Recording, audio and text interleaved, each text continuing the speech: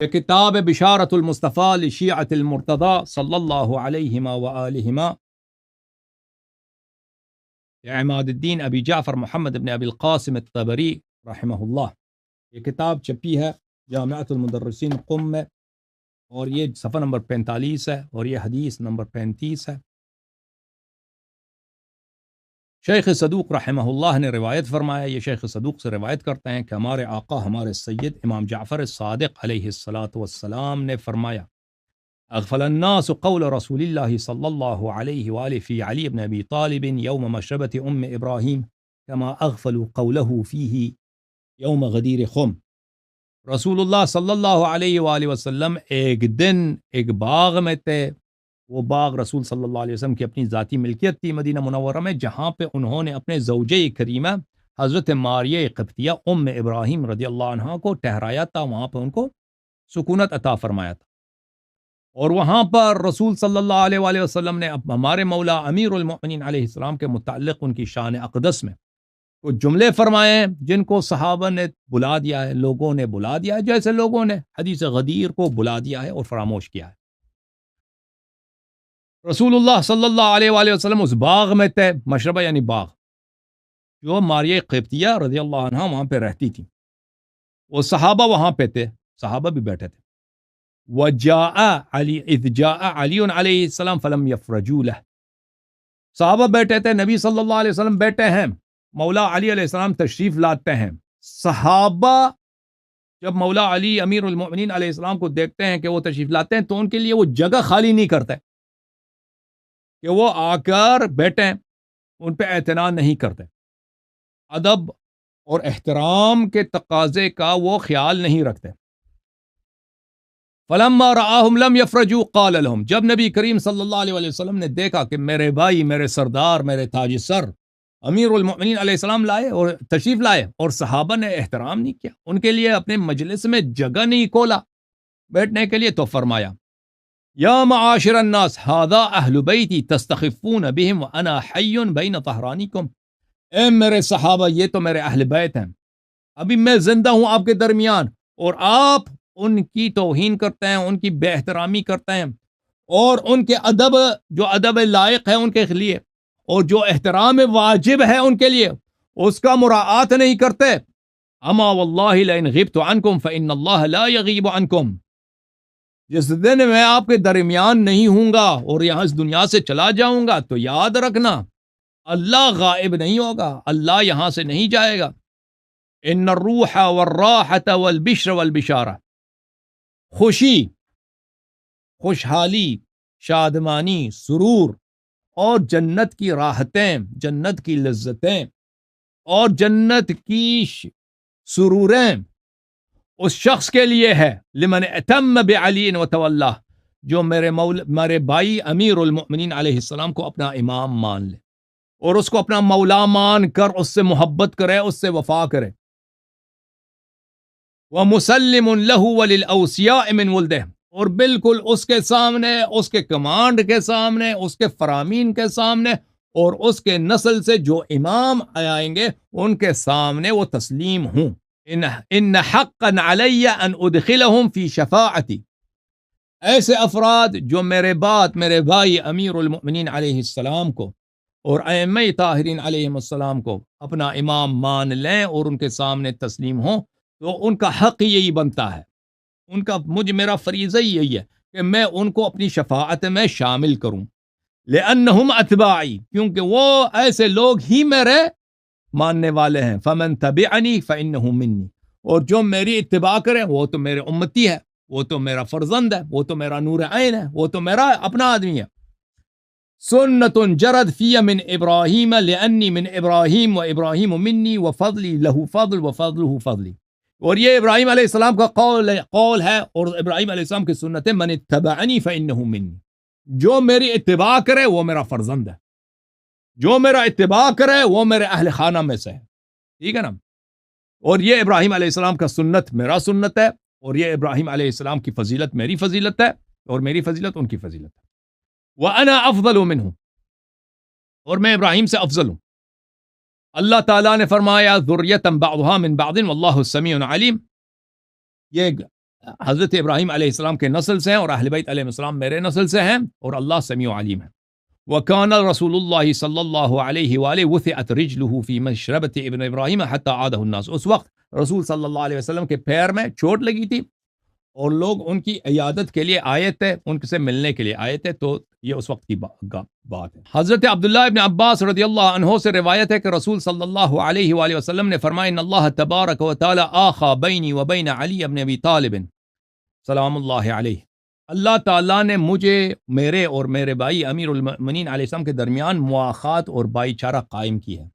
اللہ نے مجھے امام علی علیہ السلام کا بھائی بنا دیا ہے اور مولا امیر المؤمنین علی علیہ السلام کو میرا بھائی بنایا ہے.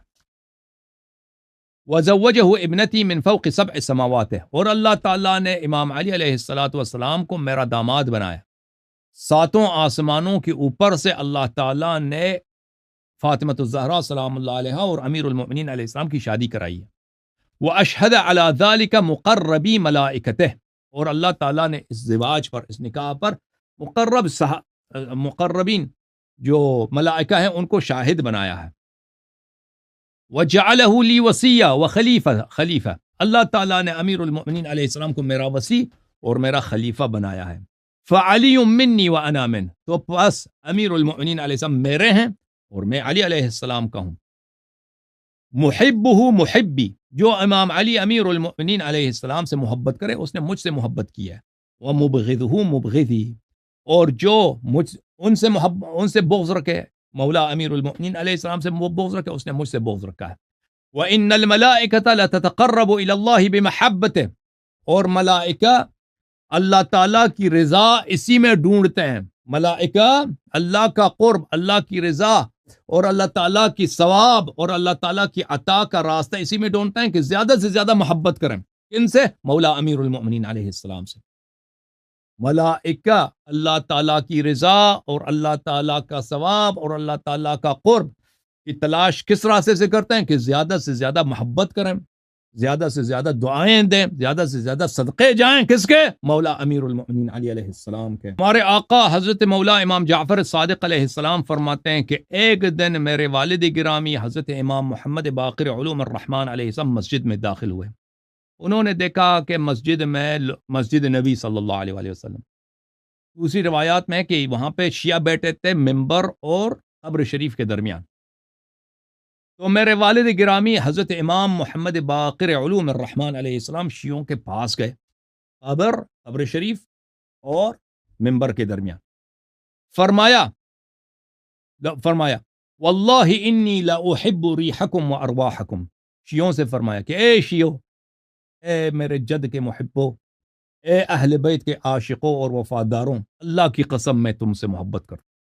اللہ اللہ اللہ, اللہ تعالیٰ کی قسم کہ آپ لوگوں کی خوشبو مجھے پسند ہے, آپ لوگوں کی مجالس کی خوشبو مجھے اس سے عشق ہے, اس سے مجھے محبت ہے. اور اللہ تعالیٰ کی قسم آپ کے نفوس سے, آپ کی سانسوں سے, آپ کی روحوں سے مجھے محبت ہے. آئے ہائے. اور یہ جان لو حضرت امام محمد باقر علیہ السلام کی محبت اللہ کی محبت ہے, رسول صلی اللہ علیہ وسلم کی محبت ہے, 12 ائمہ علیہ السلام کی محبت ہے, 1,24,000 انبیاء کی محبت ہے.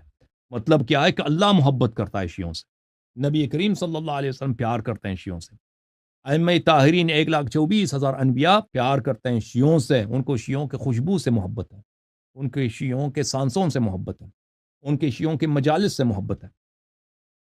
وَإِنَّكُمْ لَعَلَى دِينِ اللَّهِ, فرمایا کہ صرف آپ لوگ اللہ کے دین پر ہو, اے میرے شیعوں صرف تم اللہ کے دین پر ہو. وَمَا بَيْنَ أَحَدِكُمْ وَبَيْنَ أَن يَغْتَبِتَ بِمَا هُوَ فِيهِ إِلَّا أَن يَبْلُغَ نَفْسُهُ هَا هُنَا وَأَشَارَ بِيَدِهِ إِلَى حَنْجَرَتِهِ. فرمایا کہ ایک وقت آئے گا کہ نہایت سرور کا وقت ہوگا. اے شیعو, ایک لمحہ آئے گا کہ ایک بے حد, بے انتہا, بے حساب سرور کا لمحہ آپ سب کے پاس آئے گا. وہ کب ہوگا؟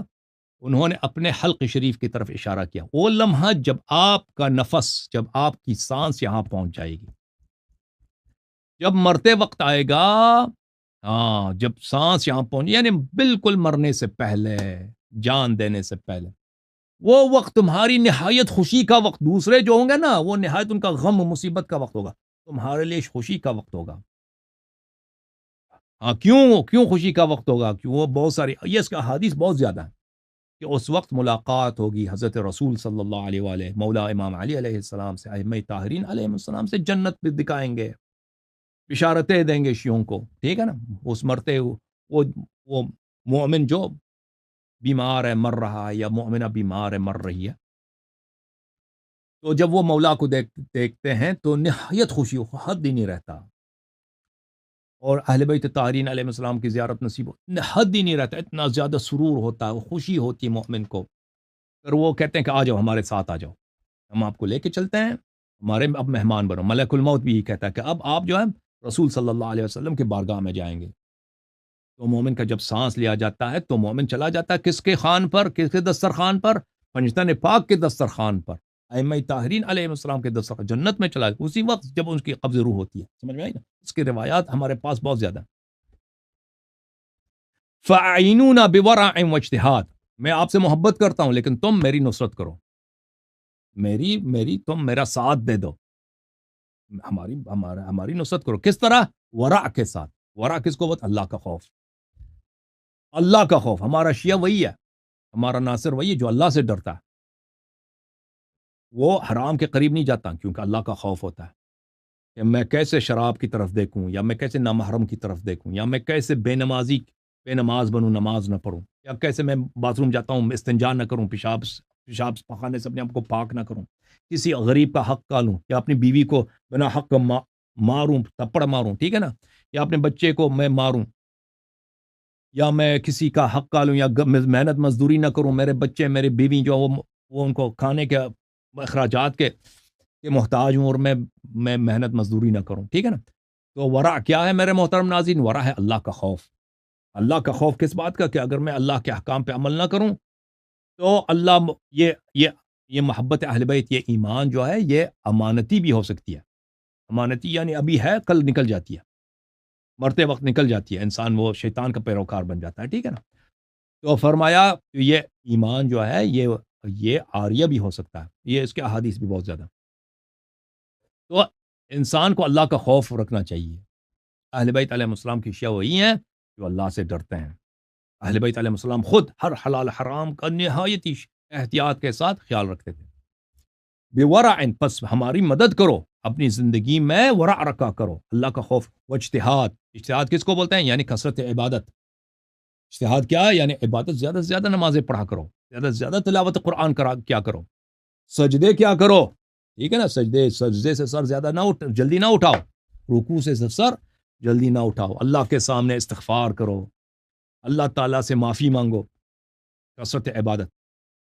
وَمَن يَأْتِ مِنكُم بِإِمَامٍ وَمَن يَأْتَمَّ مِنكُم بِإِمَامٍ فَلْيَفْعَلْ بِعَمَلِهِ، فرمایا کہ اے میرے شیعو، اگر تم ہمیں امام مانتے ہو تو ہمارے عمل پہ عمل کرو نا، اگر تم ہمیں امام مانتے ہو تو ہمارے عمل پر عمل کرو۔ کیا مطلب ہمارے عمل پہ عمل کرو؟ یعنی جیسے ہم عمل کرتے ہیں نا، ہم نمازیں ہم پڑھتے ہیں، روزے ہم نیک کام بجا لاتے ہیں، حرام بجا، اس کی اتباع کرو۔